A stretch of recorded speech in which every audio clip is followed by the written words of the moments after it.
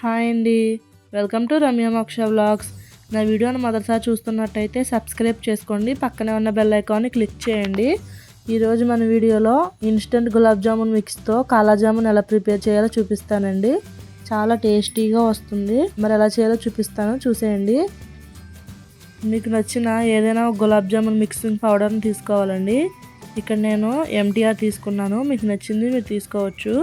ఇలా ఒక బౌల్ తీసుకుని దాంట్లో వేసేసుకోండి. ఇప్పుడు దీన్ని కొంచెం ఉండల కింద ఉన్నాయి కదా, ఒకసారి ఉండల్ని చేతితో కలుపుకోండి సాఫ్ట్గా. ఇప్పుడు దీన్ని పక్కన పెట్టుకుని పాలు అయితే తీసుకోండి. ఈ పాలు అయితే కాచి చల్లార్చిన పాలండి, వేడిగా ఉండకూడదు, చల్లగా అయిపోవాలి కాసిన పాలు. ఈ పాలలో ఒక స్పూను బెల్లం పొడిని యాడ్ చేసుకుంటున్నానండి. నార్మల్ బెల్లం అయినా సరే కోరుకుని ఇలా ఒక స్పూన్ అయితే వేసుకోండి.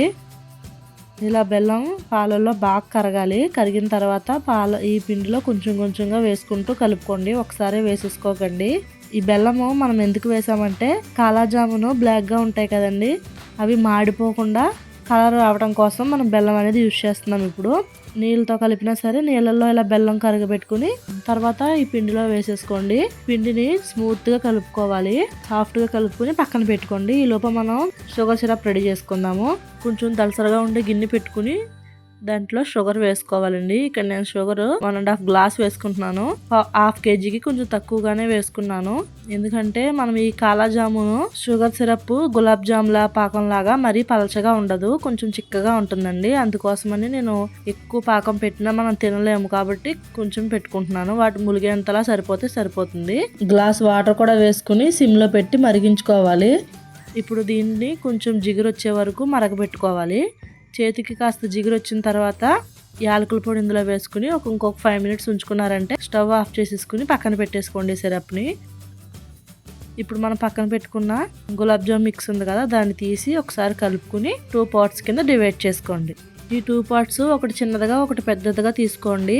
ఇప్పుడు చిన్నది ఉంది కదా, దీన్ని తీసుకుని ఒకసారి చేతి వేళ్ళతోనే దీన్ని నొక్కుని గుంటలాగా చేసుకోండి.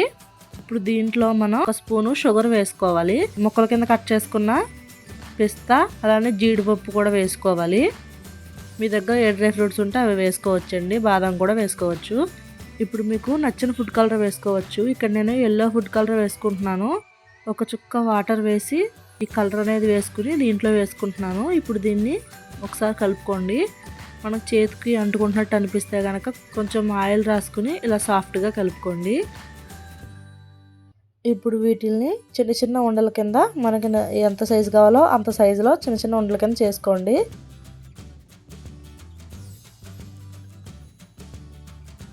ఇప్పుడు దీన్ని కూడా పెద్ద పెద్ద ఉండల కింద చేసుకోవాలి. ఇప్పుడు మనం చేసుకున్న ఎల్లో కలర్ బాల్స్ కంటే కొంచెం పెద్దగా చేసుకోవాలి. ఇప్పుడు చేతికి మళ్ళీ ఆయిల్ రాసుకుని ఇలా ఫస్ట్ ఈ పెద్ద ఉండని తీసుకుని చేతి వేళ్ళతో గట్టిగా నొక్కుతూ క్రాక్స్ ఏమీ లేకుండా చూసుకోవాలి. ఇప్పుడు దాన్ని చేతిలో పెట్టి ఇలా వేళ్ళతోటి స్ప్రెడ్ చేసుకోవాలి. ఇలా వేళ్ళతో స్ప్రెడ్ చేసుకుని పెద్దగా చేసుకోండి. ఇప్పుడు మనం చిన్నగా చేసుకున్నాం కదా, ఆ ఉండని ఇందులో పెట్టి క్లోజ్ చేసుకోవాలి. చాలా జాగ్రత్తగా క్లోజ్ చేసుకోవాలండి, పగిలిపోకుండా చాలా రౌండ్గా రావాలి. చేతికి ఆయిల్ రాసుకుంటూ చేతికి అతుక్కోకుండా చేసుకోండి. ఇవి ఇలా కలిపినప్పుడు ఇలా పగుళ్ళు ఉంటాయి కదా, వాటిని ఇలా చేతితో ఇలా నొక్కుంటూ పగుళ్ళు ఏమీ లేకుండా సాఫ్ట్గా రౌండ్గా చేసుకోవాలి. ఇదే కొంచెం కష్టమైన ప్రాసెస్, జాగ్రత్తగా చేసుకోవాలి. ఇప్పుడు వీటిని చేతులతో రౌండ్గా స్మూత్గా చేసుకోండి. ఇప్పుడు ఇలా రౌండ్గా కూడా మనం కావాలంటే ఉంచేసుకోవచ్చు, లేదా కాలా జామును ఓవెల్ షేప్లో ఉంటాయి కదా, దానికోసమని నేను ఇలా ఓవెల్ షేప్లో చేస్తున్నాను. ఇలా చేసేసుకోవాలి. చూడండి ఎంత బాగా వచ్చిందో. ఇప్పుడు సేమ్ అదే ప్రాసెస్లో మిగిలినవన్నింటిని కూడా చేసేసుకోండి. మీకు సైజు పెద్దగా అనిపిస్తే ఇంకొంచెం చిన్నగా చేసుకోవచ్చు. స్వీట్ బాగా రావాలంటే మనము ఇది చేయడంలోనే ఉంటుంది. మనం ఎంత బాగా చేస్తే అంత బాగా వస్తాయి. క్రాక్స్ ఏమి రాకుండా చేయాలి. ఇలా అన్నింటినీ చేసేసి ప్లేట్లో పెట్టేసుకోండి. ఇప్పుడు స్టవ్ పైన ఆయిల్ పెట్టుకుని బాగా హీట్ అవనివ్వండి. ఇప్పుడు సిమ్లో పెట్టేసి ఒక్కొక్కటిగా మన కాలా జామున్ని ఇందులో వేసేసుకోవాలి. వాటంతట అవే నూనెలో పైకి తేలే వరకు మనం ఏం కదపకూడదు.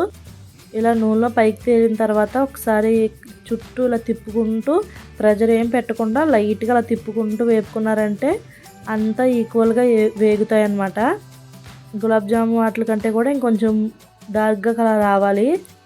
ఇంకొంచెం సేపు వేపుకున్నారంటే ఇంకొంచెం బ్లాక్గా అవుతాయి. ఈ స్టేజ్లో తీసేసుకుంటే సరిపోతుంది. మీకు ఇంకా బ్లాక్గా కావాలంటే ఉంచుకోండి.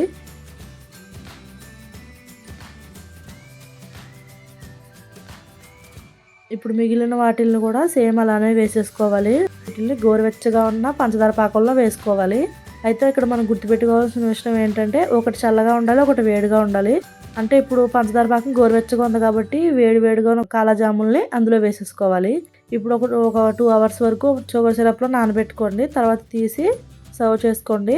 పిండి ఒకటే అయినా గులాబ్ జామున్కి కాలా జామున్కి టేస్ట్ చాలా డిఫరెన్స్ వస్తుందండి.